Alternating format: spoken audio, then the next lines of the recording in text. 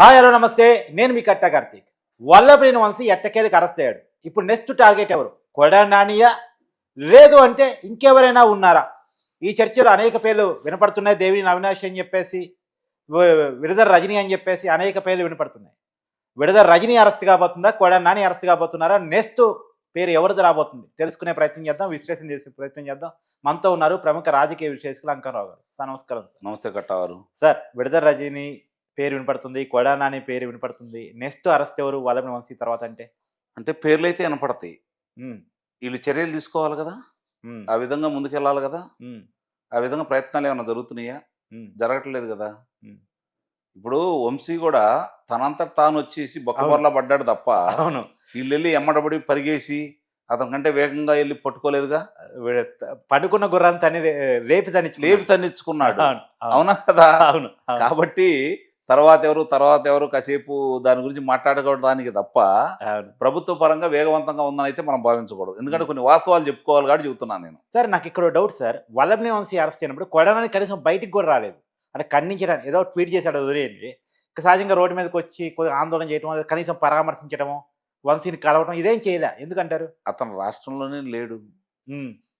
ఎందుకంటే క్రమంలో అతను కూడా తర్వాత ఉన్నాడనే కదా! హ్మ్. కాకపోతే ఇక్కడ గమనించుకోవాల్సిన అంశం ఏందంటే, హ్మ్. కొడాలి నానియా, లేపోతే విడుదల రజనీయా, లేపోతే ఈ దూరంపూడి చంద్రశేఖర్ రెడ్డా, లేదా పెద్దిరెడ్డి రామచంద్రారెడ్డా, ఇవి కాదు ఇప్పుడు జనం ఆలోచిస్తుంది. హ్మ్. ఆధారాలు ఉండవాళ్ళని ముందు అదుపులో తీసుకోండి నాయనా. హ్మ్. ఆధారాలు ఉండవాళ్ళని అదుపులో తీసుకోండి. హ్మ్. వాళ్ళకి శిక్షలేయండి. మిగిలిన వాళ్ళు ఒక రకంగా భయపడతారు. అధికారులతో సహా అని చెప్పానే కదా ప్రజలు భావిస్తుంది. అవును. మరి అట్లాంటి అధికారులు ఇంకా విచ్చలవిడిగా బయట తిరుగుతూనే ఉన్నారు కదా! హ్మ్. వాళ్ళ గురించి ఎవరు పట్టించుకోవట్లేదు కదా! అవును. ఇప్పుడు కూడా త్రిపురారి గారు సునీల్ కుమార్ విషయంలో ఫైటే సునీల్ చేస్తున్నారు. కుమార్ గారు కావచ్చు, పిఎస్ఆర్ ఆంజనేయులు కావచ్చు, అవును. ఆ! విజయానంద్‌కి నిన్న బెయిల్ వచ్చేసింది. వెంకటరెడ్డికి బెయిల్ వచ్చేసింది. అవును. ఆ! విజయపాల్‌కి. ప్ర ఆ! విజయపాల్‌కి, ఆ! హ్మ్. గన్ను వెంకటరెడ్డికి కూడా బెయిల్ వచ్చేసింది అవునవునవును. కదా! అవునవును. మరి ప్రభావతికి వెలుసుబాటు న్యాయస్థానం ఆమెకు బెయిల్ రద్దు చేసినా కూడా ఇంతవరకు ఆమె గురించి పట్టించుకోవట్లేదు. ఈ వంశీకి కూడా అనేక ఛాన్సులు ఇచ్చారు బెయిల్ రప్పించుకునే అదే అంత కదా! అవకాశం ఇచ్చారు. ఆ! ఇన్ని అవకాశాలు ఇచ్చారు కదా! అవును. ద్వారంపూడి చంద్రశేఖర్ రెడ్డికి సంబంధించి, మరి బియ్యానికి సంబంధించి మనోహర్ గారు స్వయంగా ఎళ్లి 40,000 టన్నుల మెట్రిక్ టన్నుల బియ్యాన్ని కూడా పట్టుకోవడం కూడా జరిగింది కదా! కానీ ద్వారంపూడి అరెస్ట్ జరగలేదు. ఆ అరెస్ట్ జరగలేదు. మరి కాకినాడ పోర్టుకు సంబంధించి కేవీ రావు గారి దానికి సంబంధించి వాళ్ళ ముగ్గురు మీద అభియోగాలైతే ఉన్నాయి కదా! హ్మ్. శరత్ చంద్రారెడ్డి అవును. కావచ్చు, విక్రాంత్ రెడ్డి కావచ్చు, విజయసాయి రెడ్డి కావచ్చు, అవును. ఇయన్నీ జరుగుతూనే ఉన్నాయి కదా! కాబట్టి పుంకాలుగా బయటకొత్తన్నాయి గానీ చర్యలు లేవు అని చెప్పని ప్రజలు బాధపడతా ఉన్నారు. శ్రేణులు బాధపడతానే ఉన్నారు. ఎందుకంటారు? అరెస్ట్ జరిగితే రాష్ట్రం ఇబ్బందిగా ఉంటది. ఫీలింగ్స్ వేరేగా పోతాయి. అంటే వాతావరణం వేరేగా మారిద్దని బాబు గారు భయపడుతున్నారా? ఈరోజు వంశీని అదుపులో తీసుకున్నారు. శ్రేణులు బయటకొచ్చారా? హ్మ్. ప్రజలేమన్నా తిరస్కరించారా?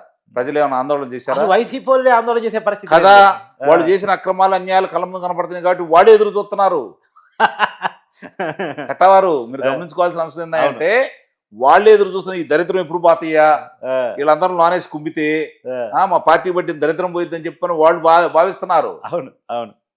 అంతే అవును. తప్ప ఈళ్ళు ఇంకా చర్యలు తీసుకోలేదు. వాళ్ళే ఇంక రెచ్చగొడుతున్నారు ఈళ్ళని. అవును. మీరు గమనించండి కావాలంటే. అవును. నేను నిన్న చూసాను సార్. అన్ని జిల్లాల్లో కూడా పరిస్థితి తెలుసుకున్నాను. టీడీపీ కార్యకర్తల ఆనందం కంటే వైసీపీ కార్యకర్తల ఆనందం ఎక్కువ ఉందంట వంశీ అరెస్ట్ మీద. టీడీపీ శ్రేణులు కూడా 10% మంది తృప్తిగా ఉన్నారు. అవును. ప్రజలు కూడా 10% మంది తృప్తిగా ఉన్నారు. అవును. ఎందుకంటే ఇతను నోటి దూల వల్ల జరుగుతున్నటువంటి పరిణామాలు ఇవన్నీ. అవును. మిగిలిన వాళ్ళని కూడా వాళ్ళు చేసిన అభియోగాలన్నిటి కూడా ఆధారాలు ఉన్నాయి కాబట్టి వాళ్ళని కూడా అదుపులో తీసుకుంటే సంతోషపడతారు వీళ్ళు. నేను ఒక కామెడీ చూసాను. వైసీపీ అనుకూల మీడియా. వాళ్ళు ఒక మైక్ పెట్టుకొని సామాన్యులు వల్లభనేని వంశీ అరెస్ట్ పట్ల చాలా బాధని, ఆక్రోశాన్ని వ్యక్తం చేస్తున్నారని మైక్ పెట్టగానే ఎవరు ఆక్రోశం వ్యక్తం చేస్తున్నారు? ఆయన అరెస్ట్ కావాలి. ఆ, అలా మాట్లాడతాడని చెప్పేసి బయటిచ్చారు. అవును. వెంటనే మైక్ లాగేసుకున్నాడు ఇతను. అదే కదా చెప్పేది. అంటే ప్రజల్లో ఉన్నది మీకు చెబుతున్నా నేను. అవును. కరెక్టే. ఇప్పుడు ప్రజల్లో అలాంటి ఆలోచనలు ఉన్నాయి కాబట్టి భయపడాల్సిన అవసరం లేదు ప్రభుత్వం. అవును. అతిగా భయపడుతుంది ప్రభుత్వం. అతి జాగ్రత్తలు తీసుకుంటుంది ప్రభుత్వం. అవును. వీళ్ళు సరైన చర్యలు తీసుకుంటా ఉంటే ఈ పాటికే వీళ్ళు తీసుకొచ్చినటువంటి పరిశ్రమలు కావచ్చు, పెట్టుబడులు కావచ్చు, ఆ, కేంద్రం నుంచి తీసుకొచ్చినటువంటి సహాయం కావచ్చు, అవన్నీ చెప్పుకునే అవకాశం కూడా ఏడగల పడుతున్నాయి వీళ్ళకి. అవును. తెచ్చినవి కూడా చెప్పుకోలేని పరిస్థితి కనపడతా అవును. ఉంది కదా!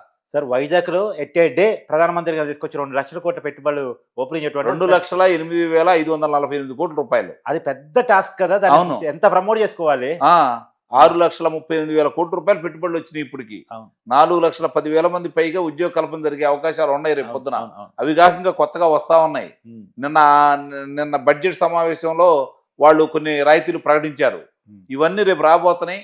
మొన్న దావోస్ వెళ్ళింది కూడా ఫలితాలు రాబోతున్నాయి. ఇవన్నీ కూడా ఉన్నాయి, చెప్పుకోవడానికి అవకాశం లేకుండా పోతా ఉంది. అంటే ఇక్కడ జరుగుతున్నది ఏంటి అనేది కొంచెం అసంతృప్తి ఉన్నమాట వాస్తవం. ఇంకోటి కూడా చెప్పండి నాకు. వైసీపీ సోషల్ మీడియా చాలా యాక్టివ్ అయింది, కానీ టీడీపీ జనసేన సోషల్ మీడియా కొంత డల్ అయింది అనేటువంటి రాజకీయ వాతావరణం కూడా కనపడతా ఉంది. జనసేన ఇంకా అట్లానే ఉంది. జనసేన ఏం డల్ కాలేదు. ఉమ్, తెలుగుదేశం పార్టీ వీళ్ళు మాత్రం కొంచెం నిదానంగా ఉన్నారు. ఉహు, అందుట్లో అనుమానమే లేదు. ఉమ్. అంటే ఇది ఎక్కడ ఈ అలసత్వం అంటే, ఒక రకంగా చెప్పాలి అంటే కట్టావారు కొంచెం మనం గనక అది వాళ్ళ నాయకులు కొంచెం బాధ కలిగినా కూడా ఏంటంటే, 5 సంవత్సరాలు పోరాడే వాళ్ళని గుర్తించి భుజం తట్టి మీ అన్నంటి మేము ఉన్నాం, అవును. మీకేంటనే అభయం వీళ్ళు ఇవ్వకపోవటం వల్లే వాళ్ళు అధికారం వచ్చి కూడా మనం పట్టించుకోవట్లేదనే ఉద్దేశంతో చాలా మంది నిర్లిప్తంగా ఉన్నారనేది మాత్రం వాస్తవం. అదేలేండి, 8 నెలలు అవుతుంది కదా ఇప్పటికి. అవును. ఇప్పటికీ కార్పొరేషన్ సామాన్యమైన రోజు కాదు కదా. అవును. ఇన్ని రోజులంటే అందులో సామాన్యం కాదు కదా. 5 సంవత్సరాలు పోరాడారు కదా. ఆ, అవును. వాళ్ళకి కుడివిత్తే పండగ అండి కార్యకర్తలకి. చాలా మందికి అర్థం కాని విషయం ఏంటంటే కుడివిత్తే పండగ. అవును. ఆ కార్యకర్త దగ్గరికి వెళ్ళి ఆ స్థానిక శాసనసభ్యుడు లేకపోతే బాబు గారి దగ్గర నుంచి వచ్చిన ట్వీట్ అలా వచ్చి వాళ్ళ భుజం తడితే చాలు, అవును. వాళ్ళు మళ్ళీ 10 సంవత్సరాలు పోరాడతారు. ఉమ్, ఆ విషయం మర్చిపోతున్నారు వీళ్ళు, ఉమ్, నిర్లక్ష్యం వహిస్తున్నారు. అటు నుంచి వచ్చిన వాళ్ళ గురించి పెద్ద ప్రాధాన్యత ఇస్తున్నారే తప్ప మన కోసం నిలబడి పోరాడి ప్రాణాలు ఎదురొడ్డి పోరాడి వాళ్ళు అభియోగాలు ఎదుర్కొని కారాగారంలో ఉండి దెబ్బలు తిని ఆస్తులు పోగొట్టుకున్న వాళ్ళ గురించి ప్రత్యేక దృష్టిలు పెట్టలేదనేది మాత్రం వాస్తవం. సర్ది చెప్పుకోవడానికి వీళ్ళు ఎన్నైనా చెప్పొచ్చు, కానీ క్షేత్రస్థాయిలో మాత్రం అది వేగవంతంగా జరగట్లేదు అనేది వాస్తవం. అందువల్లే వాళ్ళు ఈరోజు అంత చురుకుదనంగా కూడా లేరు. ఎస్. అది.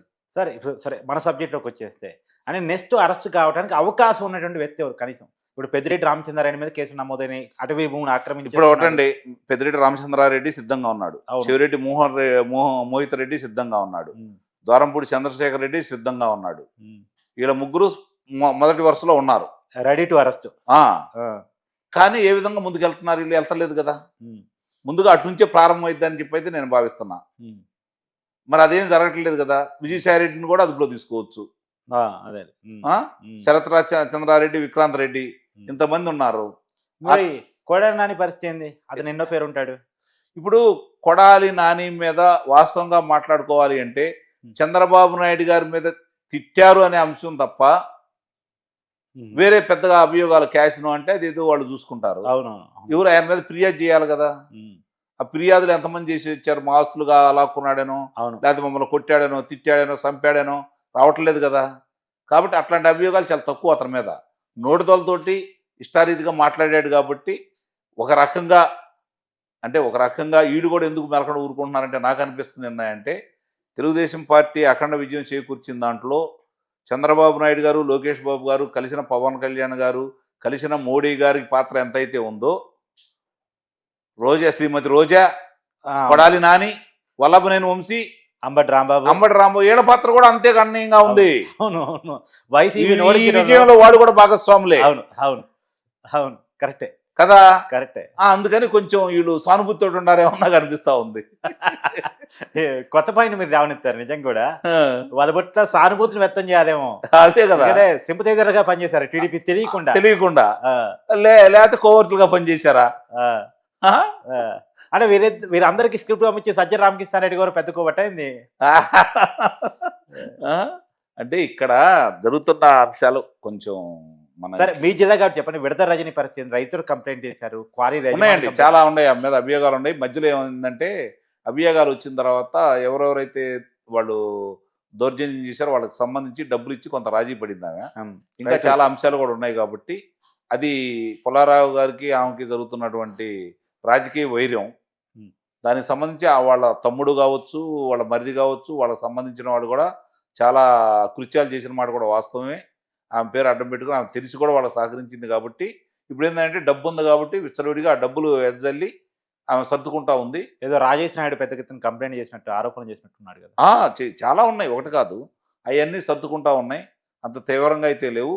రాజకీయ వైరుధ్యాల వల్ల మాట్లాడుకుంటున్నారే తప్ప అంత తీవ్రంగా చర్యలు తీసుకుంటారని అయితే నేనైతే భావించట్లేదు. Thank you sir. Thank you.